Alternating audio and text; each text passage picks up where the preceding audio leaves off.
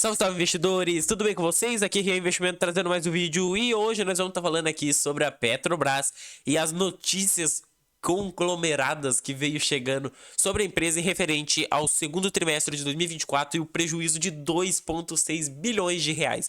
Nós vamos estar falando tudo sobre o prejuízo, vamos estar falando sobre os dividendos da companhia também e vamos estar falando uma análise da empresa aí, então vai ser um vídeo muito completaço mesmo. Mas antes de começar o vídeo, não se esqueça de se inscrever no canal, deixar o like e compartilhar. E lembrando que nada que tiver nesse vídeo não é recomendação, nem de compra nem de venda, e muito menos de manutenção de ativos, é apenas do caráter educativo.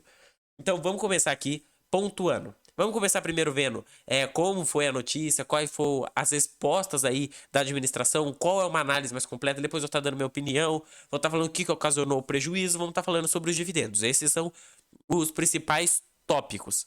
Então vamos começar aqui. A empresa que apresentou um prejuízo de 2,6 bilhões de reais no segundo trimestre pegou o mercado de surpresa, porque faz mais de 4 anos que a estatal não dá prejuízo e agora ela voltou a dar prejuízo. A última vez que ela apresentou um prejuízo foi em 2020, quando o mundo enfrentava um momento muito crítico mesmo. Então faz muito tempo mesmo. E aí é o primeiro trimestre sobre o comando da nova presidente Magda Chambriard. Então aqui eles puxaram alguns comentários aqui na declaração da própria presidente da estatal. Então aqui a gente vai estar lendo qual que foi a fala da senhorita Magda referente esse prejuízo de 2,6 bilhões, porque pegou o mercado muito de surpresa. E nós vimos aí nos últimos tempos uma interferência muito forte na Petrobras, tanto nas políticas de preço, política de dividendos. O governo vem falando muito aí, trocou o presidente da empresa do Jean Paul Prats para Magda Chambriard. Então a gente vimos uma máquina estatal, podemos dizer assim, uma movimentação estatal muito forte dentro da Petrobras, o que acendeu um sinal de alerta que possa voltar lá à época da antiga presidente Dilma Rousseff. Agora, a empresa voltando a apresentar prejuízo, igual era clara, deixou os investidores mais em alerta ainda. Mas eu acredito ainda que não devemos se preocupar muito, porque ainda temos pontos muito resilientes e esse prejuízo teve uma justificativa. Então vamos começar aqui com a fala da então presidente da Petrobras, Magda Chambriard. O resultado do último trimestre foram extremamente sólidos e absolutamente dentro dos esperados. Os eventos não recorrentes que afetaram o nosso lucro era de pleno conhecimento do mercado. Sim, houve um problema, o mercado já tinha um pouquinho de ideia disso, já havia sido falado, que esses resultados iriam ser impactados por processos, assim, e algumas antecipações de processos, dívidas, todas essas coisas que tem. Então isso, podemos dizer no bom português, baqueou os resultados da Petrobras. E realmente, foi isso que impactou o resultado da empresa. E ela resolveu pontuar algumas partes aí específicas que mostra que a gente não voltamos àquela época que a Petrobras enfrentava prejuízos por causa da mão do governo. A empresa tem uma manutenção sólida de caixa, então aqui já é um ponto positivo. O endividamento está no menor patamar desde o terceiro trimestre de 2008, então antes da Dilma chegar ali à presidência da República, e o aumento de 11,1% nos investimentos em relação ao trimestre passado. Só que o que temos que pontuar entre isso? A Petrobras vem realizando muitos investimentos em áreas onde não agrega valor à estatal e não agrega valor aos seus acionistas, que é na parte de fertilizantes, vem também muito forte na parte de refinaria. Então, mais um ponto que eu gostaria de ressaltar.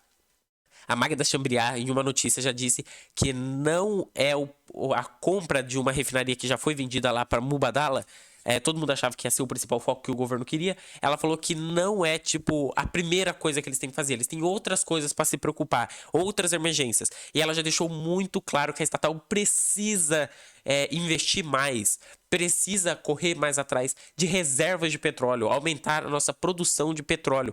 Ela é uma grande defensora da exploração lá naquela área de petróleo dentro da bacia amazônica, ali na parte amazônica.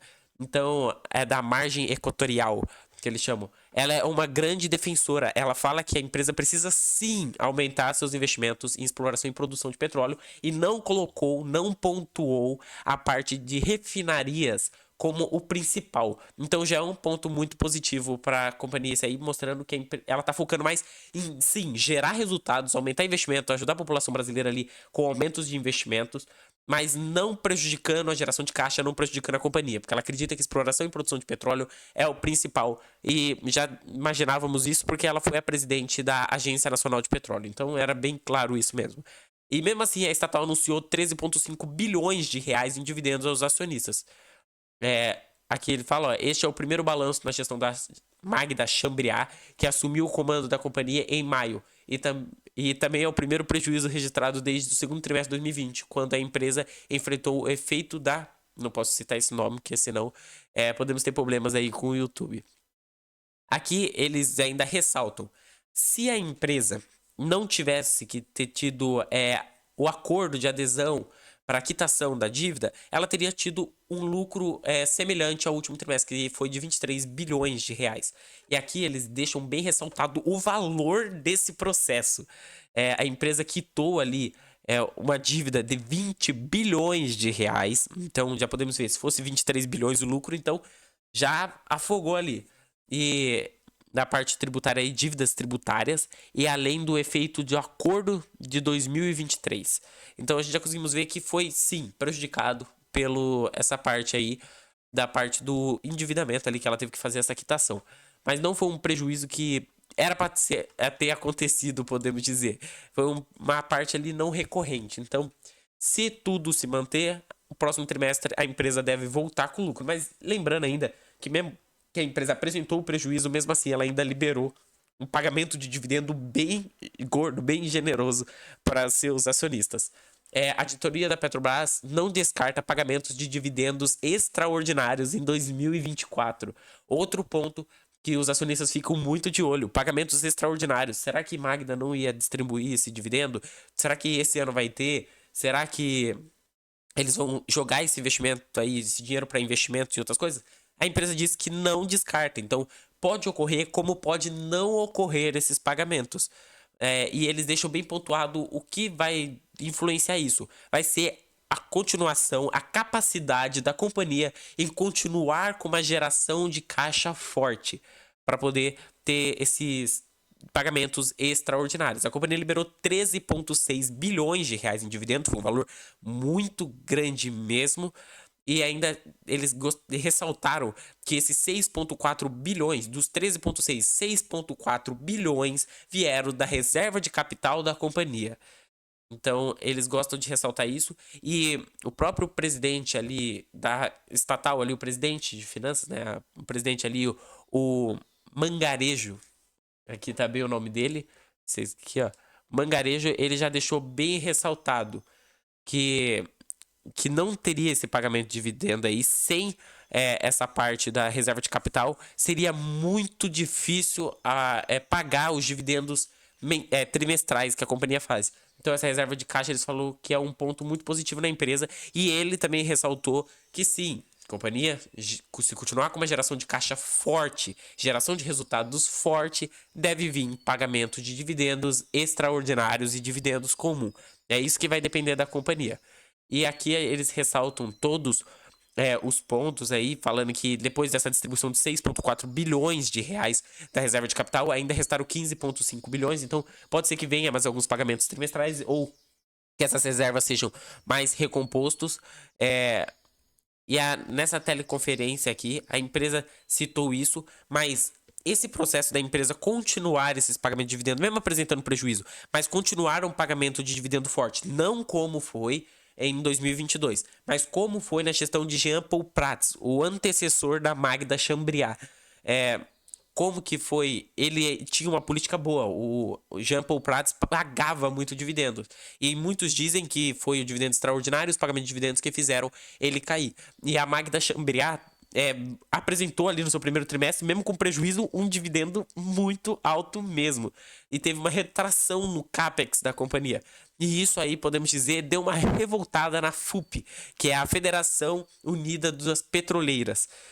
Mas eu acho bobeira ali, mas não gostou muito. Aqui a gente temos o que foi pontuado pela FUP, ó. FUP critica dividendos e redução do CAPEX no primeiro balanço da Petrobras sobre a gestão de Magda. A federação A Federação Única dos Petroleiros, FUP, criticou o pagamento exagerado de dividendos pela Petrobras. Eu não acredito que é exagerado. Se a companhia tem a capacidade de gerar caixa e de fazer esse pagamento, eu acredito que sim, deve ser feito. Mas muitos falam, mas vai cair na mão de estrangeiro, né?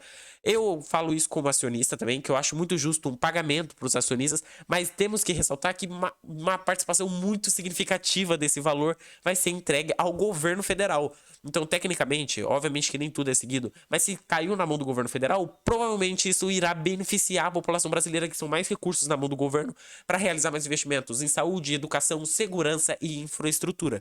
Óbvio que isso não é seguido à risca, mas seria se tivesse uma gestão mais forte nessas partes.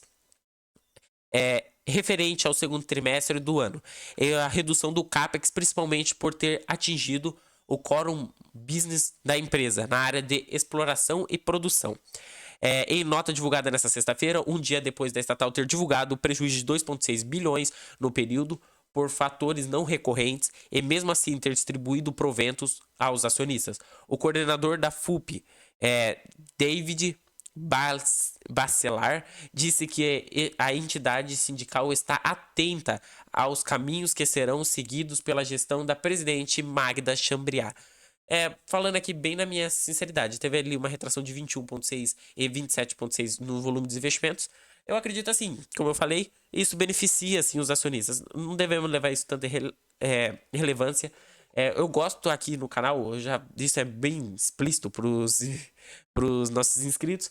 Eu falo mesmo de política, falo de dividendos, falo das empresas, falo de investimento. E gosto de ser bem aberto falando o que prejudica as empresas. No meu ponto de vista, essa visão do sindicato não tem coerência. Se a empresa paga dividendo, beneficia o governo. Se beneficia o governo, beneficia toda a população brasileira. E também tem o ponto que o sindicato normalmente eles são de defesa aos trabalhadores. A Petrobras em nenhum momento fez nada contra os trabalhadores. Os trabalhadores continuam recebendo o salário certo. Eles poderiam estar criticando sim, se a empresa estivesse fazendo pagamento de dividendos e atrasando o pagamento dos salários, por exemplo, dos funcionários ou dos benefícios. Coisa que não está ocorrendo na Petrobras, então que eu acho que é muita irregularidade por parte do sindicato está criticando. A empresa está pagando seus funcionários, está com as contas boas, geração de caixa bom, tá com lucro, esse trimestre prejuízo, mas não foi recorrente, mas tá com um lucro anual bom, tá distribuindo dividendo, tá beneficiando acionistas, tá beneficiando principalmente como maior acionista o governo federal. Então a empresa está completamente bem, tá indo, a empresa continua com investimentos, está investindo em áreas que geram lucro para a companhia continuar se expandindo, e não tem nada de mal com isso, na minha opinião. Deixa aqui nos comentários qual é a opinião de vocês. A empresa tem as ações hoje dispararam 3%. Eu falo dispararam porque é uma companhia que vale bilhões, então disparar 3% é muito.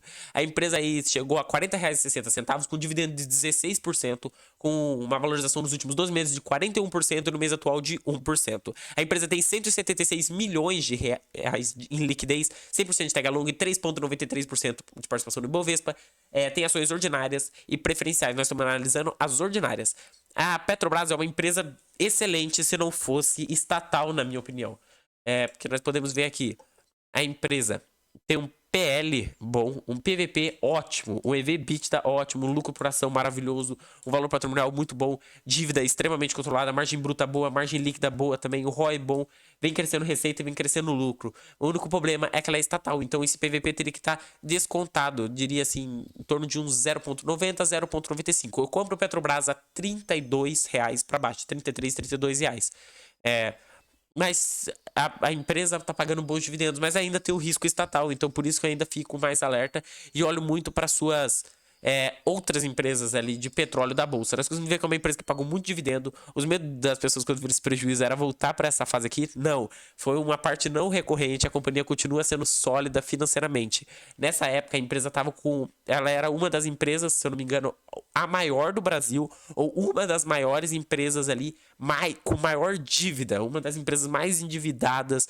A empresa podia dizer que estava na beira da falência, mas depois ali de 2018, quando foi, se eu não me engano, o Michel Temer implantou as leis das estatais, fez várias políticas dentro da empresa, colocou um CEO ali, a empresa virou total. Até que 2022 apresentou o pico de lucro e agora mudou um pouco. E na minha opinião também, o que que impactou os resultados da estatal ali, os resultados dela na comparação de 22 para cá, foi a mudança das políticas de preço da companhia. Essas mudanças das políticas de preço impactou seriamente os resultados da companhia, na minha opinião, mas ainda dá para relevar, porque a discrepância do internacional para aqui dentro do Brasil é muito grande. Então foi esse o vídeo. Se você não é inscrito no canal, se inscreva-se, deixa o like. Quero que vocês deixem aqui nos comentários o que vocês acharam da análise. Se vocês querem que eu continue gravando vídeo assim, falando de tudo mesmo, política, sindical, dando minha opinião completa, que nem eu fiz nesse vídeo. Então foi esse o vídeo. Até o próximo e falou!